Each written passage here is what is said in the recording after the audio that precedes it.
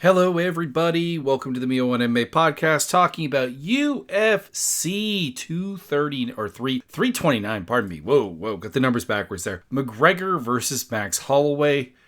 Not that this really has a lot to do with the first fight. If we're being entirely honest, this is just about getting a high-profile fight for Conor McGregor on his return because they got to pay him a bucket load. And he is one of their few, reliable draws. Now, I will say that for a Conor McGregor fight, this has probably the least hype anyone's ever seen. That being said, kind of makes sense. He's been gone for 5 years. 5 or 6 years, I forget now. And they really aren't broadcasting it as heavily. The promotion material for the UFC on this one is just not that strong, which it makes sense. Again, I've said that the problem with the UFC business model right now, as far as us fans are concerned, is very simple. The buys are not relevant. There are no buys. Literally speaking, the UFC just makes money for putting on a card because they have the rights fees from Paramount, they have the site fees from wherever is hosting it, generally speaking, and generally, even the bad cards have decent attendance, so you get the attendance there, and you get the sponsorship deals. So, unfortunately, until the UFC business model changes, that is what we have. And as a result, it's, not a lot of hype necessarily. That being said, they have put together a really good card here. I have no time for the main event. I have no interest in Max Holloway versus Conor McGregor. I have no interest in Conor McGregor in general. But Benoit Saint Denis and Paddy Pimblett, that's a good fight. Corey Sandhagen, Mario Bautista, which is another rematch. That's a good fight. Brandon Royval versus Lodi Kavanaugh. There's a bad version of that fight. However, it's a good test for Lodi Kavanaugh. King Green versus Terrence McKinney is good enough. Robert Whittaker versus Nikita Krylov it's interesting, even if I don't think it's necessarily going to be a particularly good fight. Gable Stevenson versus Elijah Ellison. It's the debut of Gable Stevenson. Work with it. Cody Garbrandt versus Adrian Yanez is about the best you can do with either of those guys. I think they're very, very high. They're very, very capped out. Kai Kamaka III versus Luke Riley should be pretty fun. I'm not really all that interested in Tracy Cortez versus Kong Wong, but it's there. It's fine. Damian Panache versus Cesar Almeida. I don't like that booking. However, I do totally get that it is a really, really strong option in play. As far as what it means. Ferry Basharat John Garza is a fine late notice replacement fight. Ryan Gondra Zach Reese is fine. Cody Durden versus Alessandro Costa is not great. So I would say Costa versus Durden, Cortez versus Wong, and Panache versus Almeida are kind of the low points for me outside of the Conor McGregor stuff. But that is that. Let me get into 2 disclaimers real quick here. Number 1, we have 2 alleged rapists on the card. Conor McGregor, Gable Stevenson. Here's the thing. If they did what they're accused of doing, they should have gone to jail. And particularly in the Stevenson case, there is a law that made no sense that was part of his exoneration. However, and I've said this about Greg Hardy, I've said this about really anybody who's kind of just a scumbag in the UFC, fighters are not necessarily beacons of moral justice, and they should not be looked at as such. So I'm not going to lose sleep over the fact that they're here. I will say I find for another reason the Gable Stevenson debut a little bit sauntering down, a little simmering down, a little bit lame. And that is the fact that I am under the impression that he would like to do anything but this. but this is what he's doing. Anything athletically. He tried WWE, he tried football, even though he had no background in it. He's even done the not reality wrestling, the RAF, Real American Freestyle Wrestling. That's what I'm looking for. He's even done that. So this is not what he wants to be doing. And that's always a problem in fighting sports, but he is here. He will probably do some cool things at heavyweight. And we'll get more into that in a bit. Although his fight, spoiler, I am picking him and I'm not really going to put a lot of thought into it. And the second thing is, I am going to talk about betting. I'm going to talk about what I'm betting on. I'm going to give you information that you can use for betting purposes. But MMA is not a path to financial freedom as far as betting is concerned. Bet responsibly. Bet what you can afford to lose. Let's get into this. Conor McGregor versus Max Holloway main event. There's not a lot of breakdown I can do here because Conor McGregor has not been in the UFC in 5 years. He hasn't won a fight in 6 years. He's been juicing heavier than Brock Lesnar, probably, honestly, at this point. So what do I even know? You can watch the first fight between him and Holloway.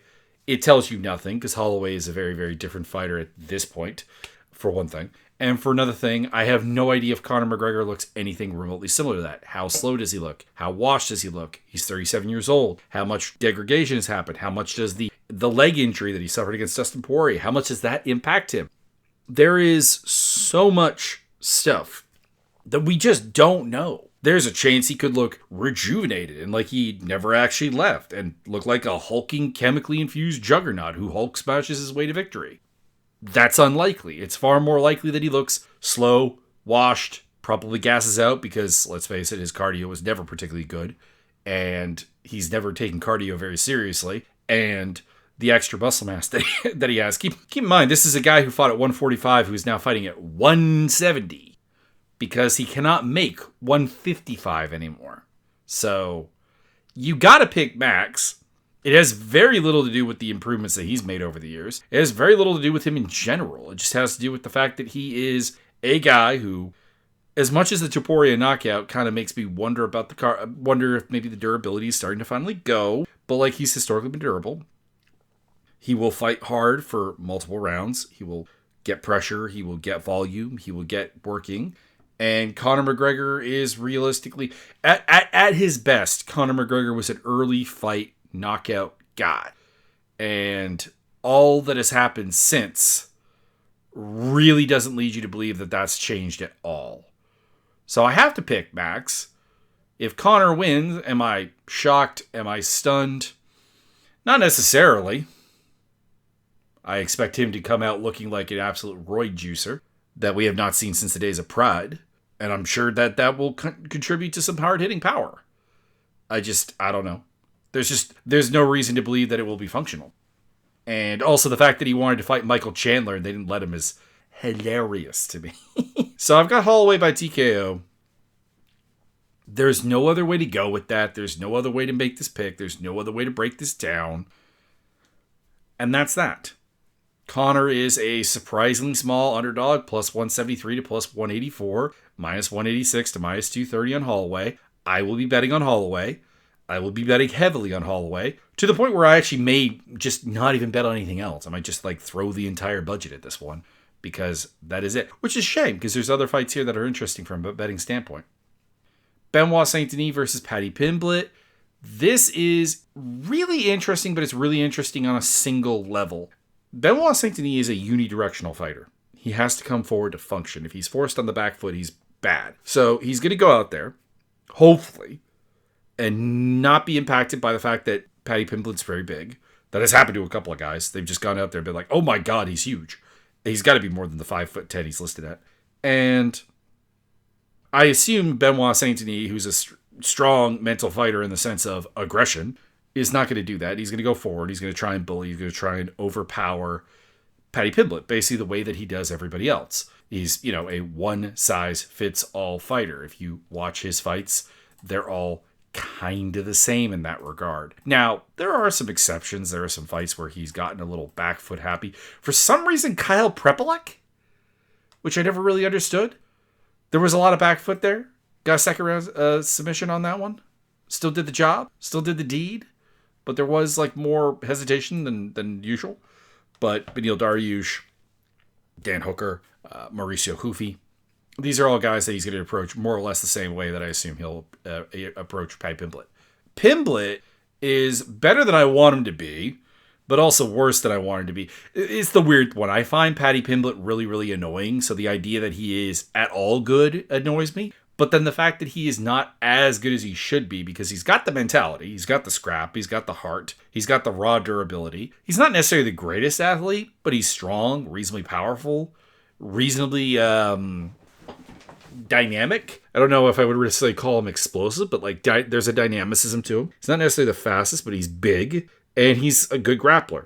And for some reason, he's just never actually developed much of a game that actually goes to being that, because he gives up the back foot really easily. He backs up to the fence really easily, which Justin Gaethje abused. And the reason he wins a lot of fights is because he's fighting guys who are just kind of done. Michael Chandler, the aforementioned. King Green, who we'll talk about later, is an older guy. Tony Ferguson, of course. Jared Gordon, who just was never much of anything. Jordan Leavitt, never much of anything. Kazulo Vargas, Luigi Vendramini, not a lot of anything. But he is tough. He is hard to finish. He's hard to actually just bully and like compact the way that Benoit Saint Denis is going to probably try to do that. So the question is, can Benoit Saint Denis just bully him? Option A, get him down, lock him down, or if not wrestling him, which would be a bit weird because Benoit Saint Denis' best work comes with takedowns, then a constant stage of pressure and almost the Gaethje game plan, but hopefully while taking less damage. But probably more because Benoit Saint Denis might actually have worse defensive instincts than Gaethje does. And certainly worse defensive technique. Because ironically, for all of his bad instincts as a defensive guy, Gaethje has good defensive technique because Trevor Whitman has trained it into him. That's option A. Option B is he gets tired because Benoit Saint Denis fights with an aggression and an intensity that I don't think anyone can hold up. Like maybe like a Merab. You would need like a Merab cardio tank to be able to do it the whole time. And gets finished because he slows down and eventually Paddy Pimblett just kind of, because he's really hittable, because he's really relying on his physical durability, he just gets hit enough that like a cut opens up or a doctor stoppage happens. Because let's face it, the UFC probably wants Pimblett to win this fight. Or even he gets knocked out or club and subbed. So that's the general thing here. And like, I guess I'm going to hit sadness hedge on Pimblett. And I think it is really a sadness hedge because if Pimblett loses, I'm happy regardless. I'm shouting from the rooftops in joy. And if Benoit Saint Denis loses, I'm moderately depressed because I got to listen to Paddy Pimblett talk about how good he is again, and probably get set up for again a really I don't want to say easy fight, but like the frustration with Paddy Pimblett is that at every turn they have had options to give him tough fights stylistically and physically, and they don't do it. And even this one is that way. Like Benoit Saint Denis is stylistically not really all that much of a challenge. Outlast him, take him deep and get the stoppage, or even like just sweep him because Benoit Saint Denis is like bad off his back, and as a result, that's kind of frustrating to me. But I'll take Pimblett. I'll take Pimblett by either TKO, doctor stoppage, TKO punches, or like club and sub. You know what I mean? Like at some point, the fact that Saint Denis just checks everything with his face like comes back to roost against him. And that's kind of what I'm stuck going with. And Pimblett is the underdog at plus 110 to plus 127, which surprises me a little bit. And Benoit Saint Denis is the underdog, or is the favorite at minus 133 to minus 154. So Pimblett is worth a bet there, but I don't think I'm going to bet on him. Corey Sandhagen versus Mario Bautista. This is a rematch of a fight from a while ago. I wish I had looked up the actual numbers, which, I mean, hell, I can do that right now. Mario Bautista, Corey Sandhagen, 2019, so about 7 years. And Bautista's gotten better. Sandhagen's gotten better, but I don't think it's in a way that really, honest to God, matters. Bautista is much more willing to take the front foot now than he used to be. He was like surprisingly passive in some of his early career. And he's learned that being on the front foot creates the scrambles and the chaos that he loves because he's a phenomenal scrambler and transitional offensive guy. The problem just is that Sandhagen is also a really good scrambler and a really good transitional guy, as well as being the better striker of the two. It's kind of one of those things that like, and they're not very far apart in age. I think that's the other thing is if Bautista was like they're 34 and 33. So if Bautista was like, say, I don't know, 30 now. So he was like 4 years behind Sandhagen. There would be like a crossover at some point. I just think that the irony is that there just really isn't. They're kind of at the same level, physically speaking. Bautista's a slightly better athlete, slightly faster.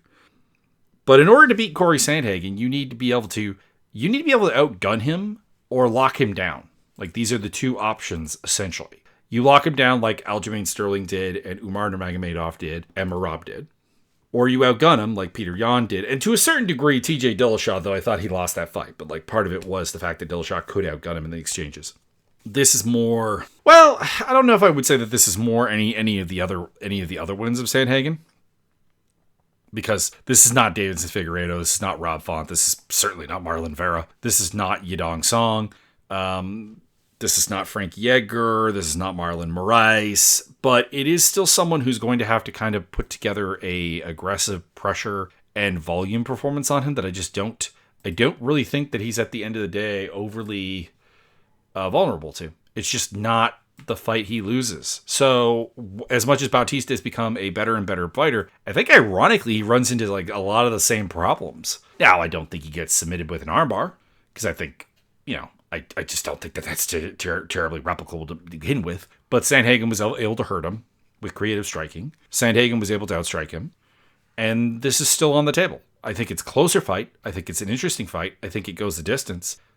But Bautista just ironically just does not possess any of the things that tend to beat Sandhagen. So Sandhagen by decision. He's the minus 127 to minus 150 favorite. Plus 110 to plus 120 on Bautista.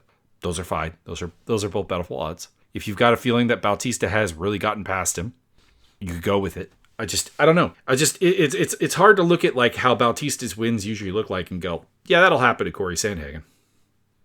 We'll see. Brandon Royval versus Lonnie Kavanaugh. Disclaimer here. I've never had a lot of faith in Brandon Royval, and I think that's why my record when it comes to picking him in fights has been kind of bad. I've called all of his losses. Pantoja, Joshua Van, Manuel Kopp, Pantoja again, Brandon Moreno again. But I thought Tyro would beat him. That didn't happen. I thought Brandon Moreno the last time would beat him. That didn't happen. I thought Metellus Nicolau would beat him. That didn't happen. I did pick him to beat Bontarine and Schnell and Tim Elliott. Sure, cool, fine.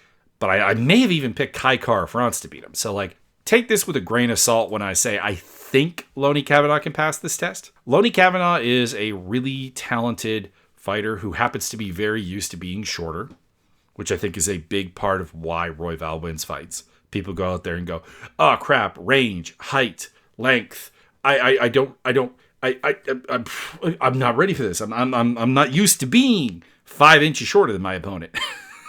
Because for comparison purposes, Royval is 5'9", which is the same height as Mario Bautista, who fights a weight class up and is notably tall for that weight class. He's only an inch shorter than Paddy Pimblett. He's only 2 shorter than Benoit Saint-Denis. He's only 2 shorter than Max Holloway. He's the same height as Conor McGregor, who's fighting at 170 now. He's a really, really, really tall dude, really long dude. He's got apparently only a 68-inch reach. So I think it's kind of like a Max Holloway situation where the reach, I think, kind of lies. But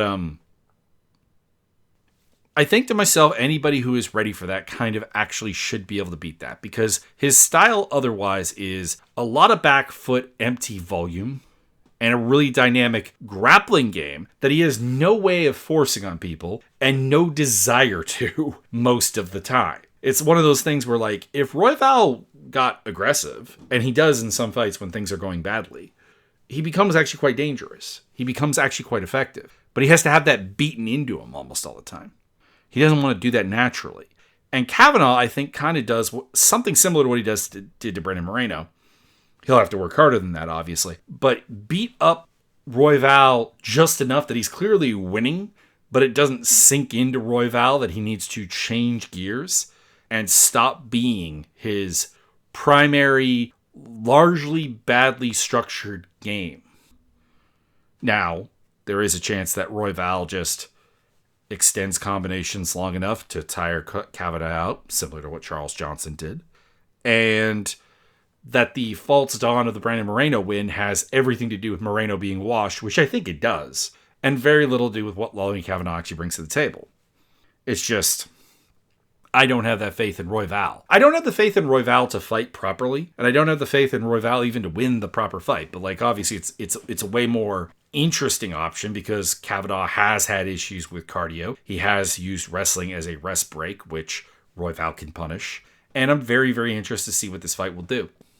But I'm going with Kavanaugh by decision. I think that if this were a 5-round fight, I'd probably go with Royval. But we'll see. Again, disclaimer, I have a terrible record picking Royval fights. Again, I think I may be on record as having picked him all of 3 times in the UFC.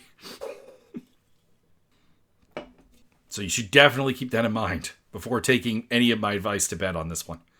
And betting wise, Kavanaugh is the favorite, minus 194 to minus 245. That's a little bit too high for me. And Royval's plus 173 to plus 190. So, like, if you are betting on this fight, Royval is the bet. But I am going to go Kavanaugh. King Green versus Terrence McKinney. Listen, there's not a lot to talk about here. It's a Terrence McKinney fight. He's going to come out aggressive, fast, impactful for like a half a round. And if King Green survives that, he wins. And that's it. I just don't think King Green at 39 years old, a defense that relies heavily on reaction speed that is fading, is actually going to do that. But like, I'm open to it. If King Green, again, if anyone survives the first half round with Terrence McKinney, they pretty much just win. Like his entire career, even outside the UFC, like this is the level we're talking about here. It doesn't require a particularly good fighter. This has happened to him outside the UFC, where he lost to Contender Series Sean Woodson and Derek Minner. Although Minner even just submitted him and kind of did his game. But Drew Dober survived it. He got the win. Ishmael Bonfim survived it. He got the win. Nazim Sadikov survived it. He got the win. Esteban Ribovic just decided to head kick him. Chris Duncan literally knocked him out at the halfway point of the first round. It's not great. His times of victory for McKinney in the UFC are as follows. 7 seconds against Matt Frivola. 2 minutes 11, which I think is his longest. Don't wait. 2 minutes 17 against Eric Gonzalez. How does Eric Gonzalez last the longest? 1 minute 25 against Mike Breeden. 20 seconds against Brandon Marote. 2 minutes 1 against Damir Hadzovic. Slava Claus, 55 seconds. 24 seconds against Kyle Nelson. It's like the problem is just basically that King Green is on that absolute line between guys who lose to him and guys that beat him. And I'll go with McKinney. McKinney is the favorite, minus 122 to minus 150. Too wide. Never bet on Terrence McKinney at minus odds. Never do it. Do not do it. Stay the hell away. Plus 105 to plus 120 on King Green. If you must bet on this fight, King Green is the pick. Is the bet, I should say. Robert Whittaker versus Nikita Krylov. This is just a classic fighter going up dilemma where Whittaker is the better fighter on a technical level, on a functional level as well, and on an athletic level. But he is a former 170er who is now up at 205. He is insanely strong. He's got that going. But even at middleweight, he had an issue with like guys just being taller and longer than him. And Krylov, for being as unstructured as is 6'3" with a 77.5 inch reach. That's just really that on its own is the concern. Krylov is coming off a win against Modestas Bukauskas, which says more about Bukauskas than him, to be honest. And before that, losing to Dominic Reyes and to Bogdan Gushkov. And those were really, really, really, really terrible fights. And that leads me to have to pick Whittaker. Now, this could be me trying to put the good things into the air, trying to manifest a win here for Whittaker, because I'm a big Bobby Nichols fan. Not so much out of the cage, but in the cage. Big fan of Bobby Nichols. And hoping for it. So keep that in mind. That might be blinding me. That's a disclaimer on this one. But Whittaker is a better striker in the pocket. He's a better striker in close. He's hard to take down. He's got good footwork, which is something Krylov has never really had a good answer for. I don't know. It's tough to say because that size is there. But like Whittaker either knocks him out, or Krylov knocks Whittaker out. So I guess like go with TK. If you can get just a prop on TKO, go with that, I guess. But Whittaker minus 125 to minus 140, plus 105 to plus 122 on Krylov. Makes sense. Gable Stevenson versus Elisha Ellison. Ellison is bad. He's one of the worst UFC heavyweights on the roster, and that's saying something because it's the UFC heavyweight division. And they've been signing some really, really, really, really not good ones lately. Ellison's best aspect is his wrestling, and he is a guy who apparently is undergoing suicidal thoughts on a relatively routine basis. They literally use that to hype his debut against Branko Perisic. Stevenson there are questions. There are all kinds of questions because, like I said, he doesn't really want to be here. He hasn't fought anybody of note. but he is a guy who throws really hard power. He's probably one of the most decorated wrestlers of all time in the heavyweight division. And he's going to go out there and probably crush Ellison by TKO in relatively short order. And he is a prohibitive favorite at minus 1011 to minus 3333. I would never bet on a fighter at that kind of odds. Plus 900, plus 1200 on Ellison. I would not touch that either because Ellison is bad. I literally think it would be harder for me to come up with a fighter in the UFC's heavyweight division that I would pick Ellison to beat. Hang on, because this one's really quick. Let's do a quick thought exercise, shall we? Going from the bottom, working my way up in the UFC's heavyweight rankings on Tapology, we have Sean Seraph. That would be close, but I think I would go with Seraph. There's Max Jimenez. I'd probably go with Max. Max is also pretty bad. Then there's Felipe Franco. Franco kind of over-delivered in his fight with Mario Pinto. I'd probably take him. Alan Fry Jr. Probably still taking him. Alvin Goonsey Hines. Yes, I love Goonsey. Denzel Freeman. I take Denzel Freeman. They still have Uran Saltabaliev ranked here, which is weird because he's a 205er, but I'd take him. Guillermo Pat. Probably. Reasonably hard to take down. Austin Lane has been removed from the UFC Raw. I would probably take Ellison over Austin Lane. Austin Lane is terrible. Then you have Ty Tuivasa. Would I honestly take him over Ty or Marcus Buchecha? I don't know. Okay, I'm abandoning this because like the heavyweight division is already just depressing me. The bottom end of this division is horrible. It is really bad. The pathway to get to the UFC as a heavyweight is just such a low barrier to entry.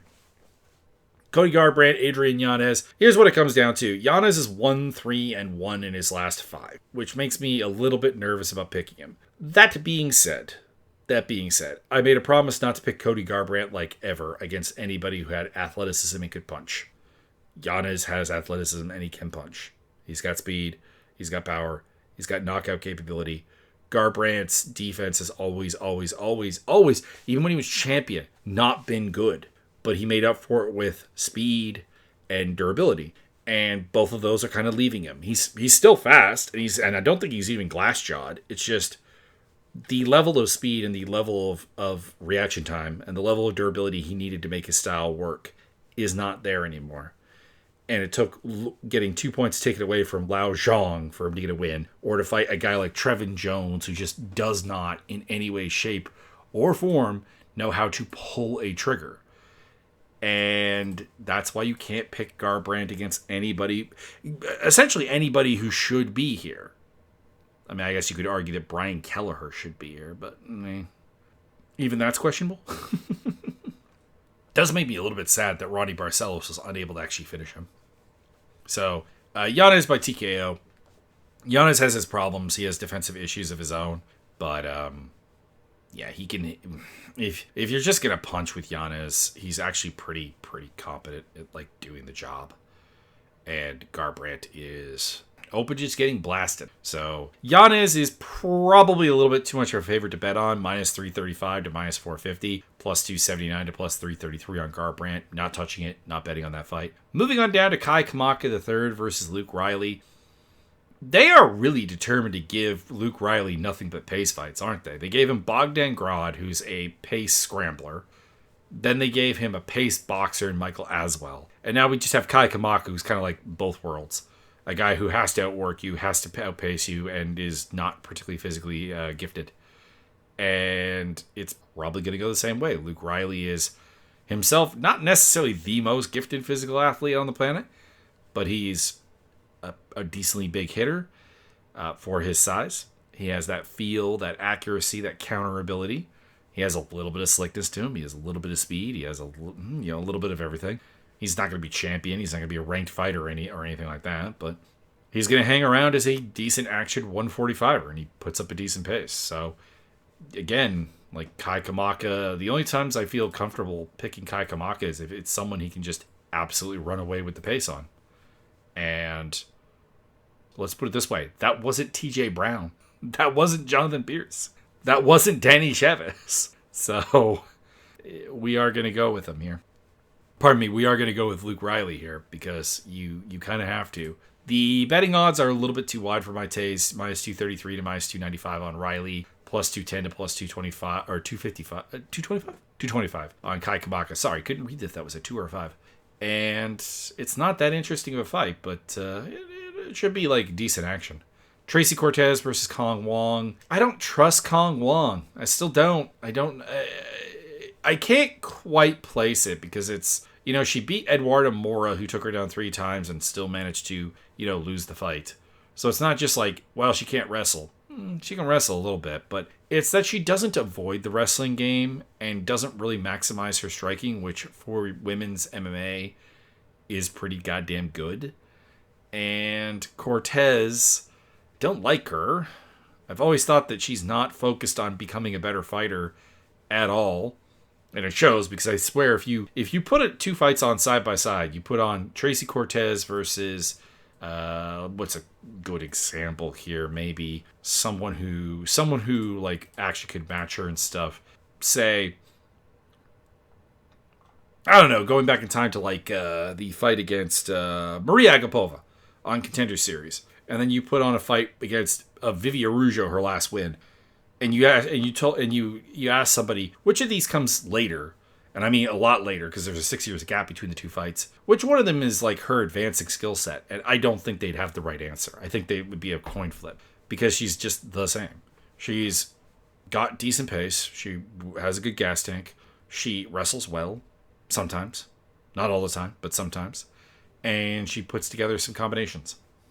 And the fact that she has a physical attributes that should lead to her being a very good fighter means that she does win a lot of fights.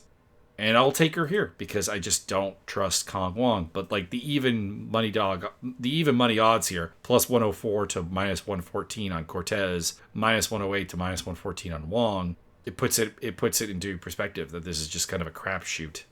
It's 2 fighters who are in their 30s that I think should be like figuring stuff out, and I just don't have faith that they actually are figuring things out. Damian Panache versus Cesar Almeida. I said I was going to just take the underdog here, and it's Almeida. He's plus 175 to plus 225. Minus 225 to minus 275 on Panache. I don't like this fight because Almeida is a way more dangerous fighter than he probably is to the general fan. He is actually a pretty good striker. He is a powerful striker. And Panache is somebody who's just kind of run over people so far. Like, don't get me wrong. Panache is a obvious physical specimen. He is 6'4", or 6'1", pardon me. He has a 79.5-inch reach. He's fast. He's explosive. He's powerful. He's knocked every opponent he's faced out in the first round but 2, and then 1 loss for an illegal kick. He's got the makings of a very, very good fighter. It's him and Atiba Goche? Him and Atiba Goche are probably like the 2 like big prospects in this division. But I feel like Almeida is actually defensively sound enough to do some things, and he doesn't have necessarily the wrestling that has historically been a problem for Almeida. Because Almeida's losses to Cesario Alexandric involved 6 takedowns, and the success of Ior Porteria involved 3 takedowns. The win by Roman Kopylov was Kopylov doing a lot of wrestling as well, and Panache doesn't really do that as far as I can find. Now, he could just still run over Almeida because Almeida is 38 years old, and there is that kind of elite athleticism in Panache. And it could look like John Jones beating Andre Guzmão back in the day, when I thought I was very bullish on Jones, but like I was also like, Andre Guzmão's a good fighter. He's a good veteran. He has some counter skills that Jones has never faced before, which was true. And my breakdown was super logical, super in keeping with how things tend to go. And then Jones absolutely whooped his ass. So if Panache wins, it does look like that. Like, he absolutely he wins by rolling over Almeida. I just think that Almeida is a tough enough guy and a good enough striker that it's a problem for Panache. And I don't like that booking that way. Because, I mean, Panos, like, crushes him like a can. Cool, fine, great. You've built another step. But you could have done that against, like, a lot of guys who were probably less of a risk. He's 24 years old. Handle him like a prospect. Fareed Basharat versus... betting odds? I think I did the betting odds. Fareed Basharat versus John Garza. This is a short notice replacement fight for John Garza. I don't like that because it was going to be Basharat versus Ethan Ewing, which is a phenomenal fight that I was really looking forward to. And also Garza is a fighter that I really like. He's a body hitter. I love a body puncher. He's got smooth hands. He's got good combinations. He's got pop. He's got some good speed in there. He's 23 years old, and I think he's got a bright future ahead of him.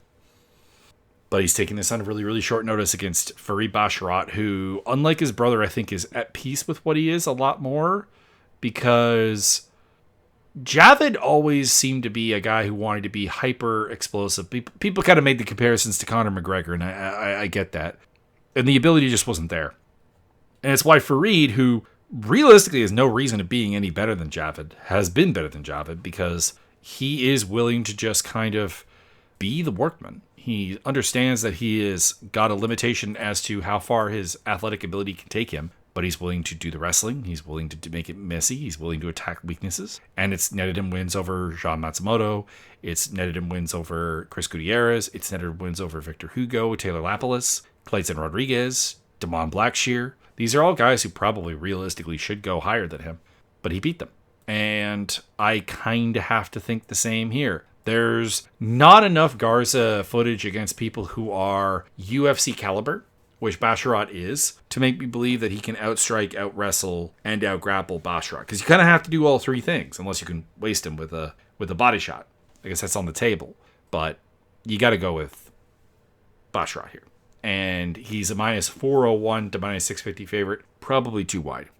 And Garza's plus 327 to plus 460. Zach Reese versus Ryan Gandra. I don't care.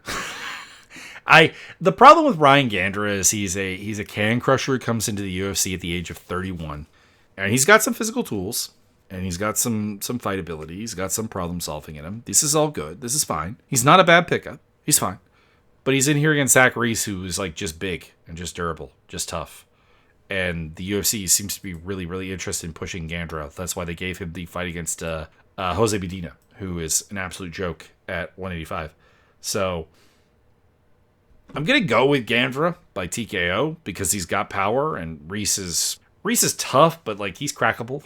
And I don't think that his frame really is going to intimidate Gandra. But we'll see, I guess. Reese is huge. He's 6'4" with a 77-inch reach, which is massive at middleweight. He's got a reach and height, like a frame that you would see at 205. A lot. Makes me wonder why he doesn't fight at 205, because the weight cut's got to be killer on him. Gandra, I don't know. It's just like I see Gandra as kind of like a blunt instrument that needs to get. He reminds me of a couple of other Brazilians who have come out of the Contender Series not too long ago. Marco Tulio, for example, and Rodolfo Bellato, probably to a certain extent. Bruno Lopez.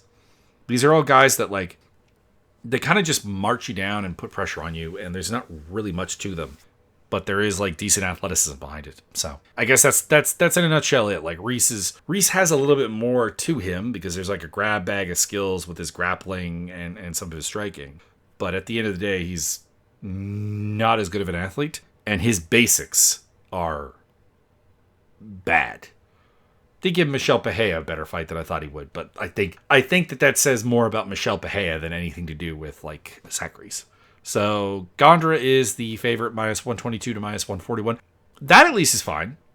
I was really worried when I opened up the odds that Gandra was going to be a massive favorite, and he's not. So that's good. And plus 109 to plus 118 on Reese. Cody Durden versus Alessandro Costa is a frustrating fight because, number one, it was supposed to be another fight. This was the other fight that got changed. It was supposed to be O'Day Osborne versus Cody Durden, which also would have been a frustrating fight. So I guess that didn't change. The frustration is all in Durden. Durden showed up and actually looked like he remembered how to fight in his last fight against Jeff Alvio. And it was like the wrestle boxer was back, the pace, the aggression, the confidence was back in hand. that had been completely lacking in his fight with Toom Dembarel and to a degree Ochoa as well. And some other fights where like I thought he would have a good chance of winning. And if we get the good Durden, he can beat Costa because Costa is a really, really low-paced power fighter. He's all about power punching. He's all about his wrestling kind of being impregnable because he's a strong dude and like athletic, and I think Durden can take him down. But like I also don't really trust Durden's defense. I don't really trust Durden's chin. I don't really trust Durden to eat a hard punch and keep fighting with any kind of aggression. So leaves me in a weird shade. Do I take Costa by TKO or do I take Durden by being like somebody who can actually work at a pace? And do the thing that I've more than once relied on to get Costa loss. Honestly, ironically, not when he beat Alden Correa, but you know what Steve Erceg did to him. I guess it's really just that Steve Erceg fight, isn't it? It's the Erceg and the Correa fights. Borjas couldn't get it done. And then Schnell and Nickel, enough said. And Flick. Oof. I guess I'll go with Costa. At least he's consistent. Like, the problems with Costa's game are there every single time, but so are the strengths. And I'm not convinced that Durden has the strengths, the confidence, the mental awareness to even fight his fight anymore. So, Cody Durden will be picked to get knocked out here. Costa's minus 235 to minus 260. I would not bet on that. I would stay the hell away from that. Plus 185 to plus 205 on Durden. You could bet that if you wanted. That would be fine. Because there's a version of this fight where Durden just kind of mops the floor with him.